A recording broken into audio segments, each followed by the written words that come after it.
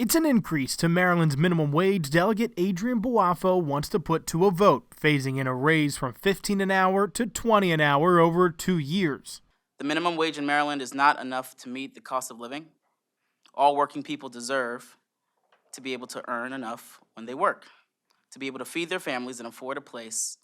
Delegate Adrian Boafo claimed that if Governor Wes Moore's bill to accelerate the minimum wage to $15 an hour during his first year in office tied the wage to inflation, like the governor proposed, the minimum wage would be much higher.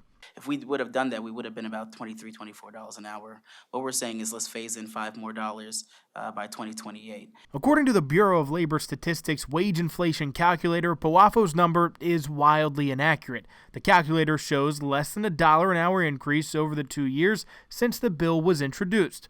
Along with it, the delegate and Senate sponsor, Corey McCray, would end how tipped workers are paid and taxed, making it so servers and waiters make the state's minimum wage plus whatever tips they receive, also excusing them from the state income tax, claiming it could help the state's financial situation.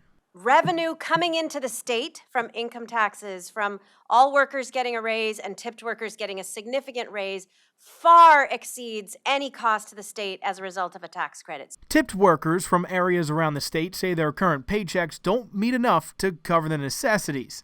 Living on sub-minimum wage and relying on tips is incredibly unstable. Our rent and bills don't fluctuate with the economy, but our tips do. Blake, a server from D.C., says with his minimum wage plus tips set up in the district, he makes a little over $30 an hour. Making a full minimum wage with tips on top provides me with the reliability that I need to be able to plan for my future. The proposal is to put this to a vote. Marylanders would decide after the legislature sets the guardrails of the wage increase. First, it has to get through the House and Senate, where Republicans have already come out against it. Dead on arrival, it's got no chance at all. No chance. If the bill passes, it'll be on the ballot in 2026. In Annapolis, Jeff Morgan, WMAR 2 News.